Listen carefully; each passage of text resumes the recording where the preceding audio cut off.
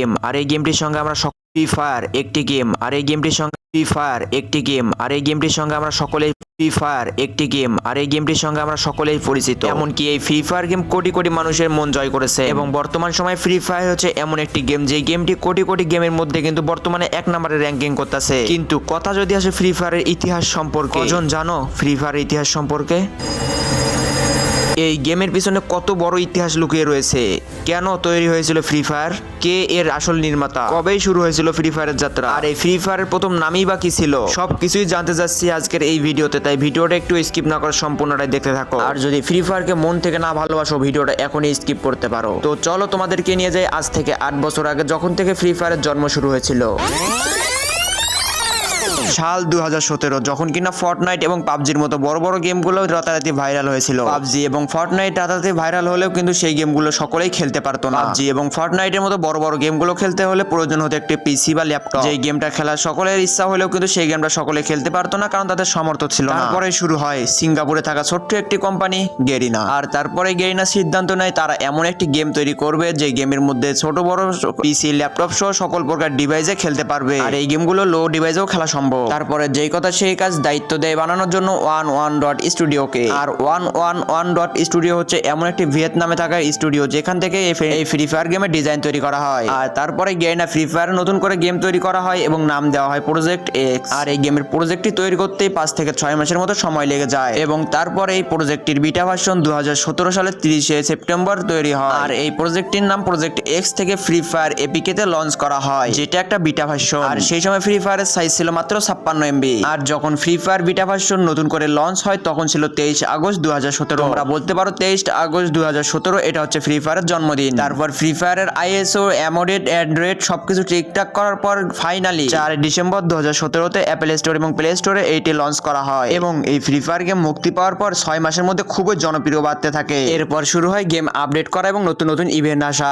এইটা হচ্ছে ফ্রি ফায়ারের টেস্টিং ভার্সনের লোগো এবং এইটা হচ্ছে ফ্রি ফায়ারের প্রথম লবি। সেইটা দেখতে কিছুটা এইরকম, দেখতে সিম্পল মনে হলেও এইটাই আসল বাস্তব। আর এইটাই হচ্ছে ফ্রি ফায়ারের ফার্স্ট লবি। তো তোমরা ম্যাচ দেখবা না, চলো ম্যাচের মধ্যে চলে এসেছি এন্ড দেখতেই পাচ্ছ এইটা হচ্ছে আমাদের ম্যাচের লবি। তোমাদের কাছে গ্রাফিক্সটা লো মনে হলেও এইটা ওল্ড ফ্রি ফায়ার প্লেয়ারদের অনেক অনেক ইমোশন ছিল।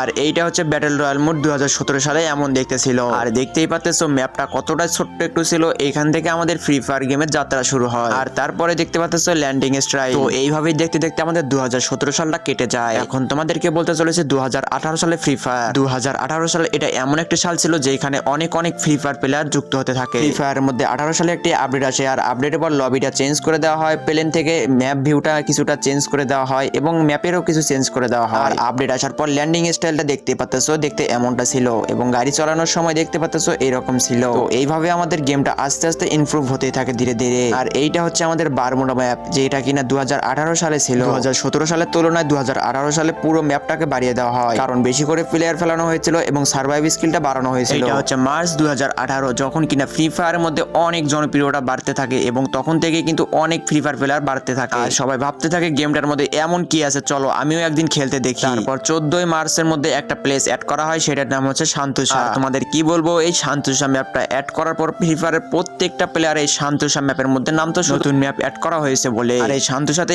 এমন বেশি লুট পাওয়া যেত, তার কারণে সব প্লেয়ার নামতো।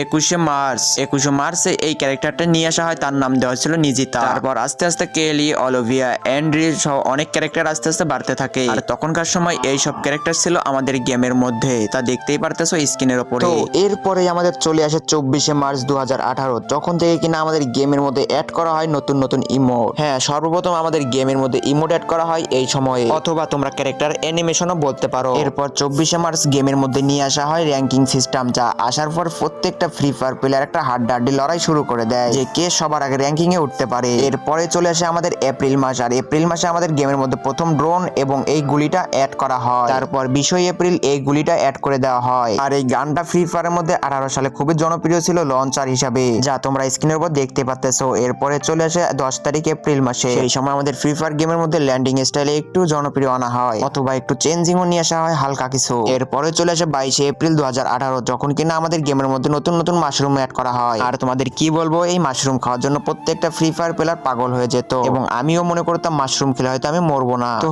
তারপরে 2 মে 2018 সালে চলে আসে আমাদের এই কোপার MB40। আর এই MB40টা ছিল একটা মারাত্মক গান স্কিন। এরপরেই শুরু হয় আরেকটি নতুন যাত্রা, যেটা হচ্ছে 7 মে 2018 সালে আমাদের গেমের মধ্যে নতুন একটি ম্যাপ অ্যাড করা হয়, যার নাম হচ্ছে পর্গটারি। তবে আমি বলবো ফ্রি ফায়ারের মধ্যে সর্বপ্রথম যে ম্যাপটা ছিল বারমুডা ম্যাপ, সেইটাই হচ্ছে ফ্রি ফায়ারের জনপ্রিয় পপুলার ম্যাপ। আর দ্বিতীয় স্থানে যেটা রয়েছে সেটা হচ্ছে পর্গটারি ম্যাপটা। তো এরপরে আসে 2018 সালের 18 মে আমাদের গেমের মধ্যে প্রথমে এই টমটম স্কিনটা অ্যাড করা হয়, অথবা এই টেম্পুটা অ্যাড করা হয়। তো তারপরে শুরু হয় আমাদের গেমের মধ্যে নতুন একটি যাত্রা। আমাদের গেমের মধ্যে চলে আসে ইলাইট পাস, আর যেটা আনলক হয়ে গেছিল 24 মে। আর এই ইলাইট পাসটা যখন আসছিল সেটা হচ্ছে উইন্টার স্পেশাল হিসাবে। আর যখনই চলতেছিল আমাদের ফ্রি ফায়ার গেমের মধ্যে উইন্টার স্পেশাল ইভেন্ট, তখনই এই আমাদের বুইয়া পাস ইলাইট পাসটা আমাদের গেমের মধ্যে প্রথম আসতে থাকে। এরপরে চলে আসে 6 জুন 2018 আমাদের গেমের মধ্যে নতুন একটি গান অ্যাড করা হয়, যার নাম হচ্ছে ফামাস। আর এই গানটি প্রত্যেকটা ফ্রি ফায়ার প্লেয়ারের অনেক ফেভারিট ছিল, কারণ শর্ট লং দুই থেকে ড্যামেজ দেয়। এরপর আমাদের গেমের মধ্যে নতুন নতুন ইভেন্ট আসতে থাকে, যেমন এই জার্সি ইভেন্টটা প্রথমবার এসেছিল।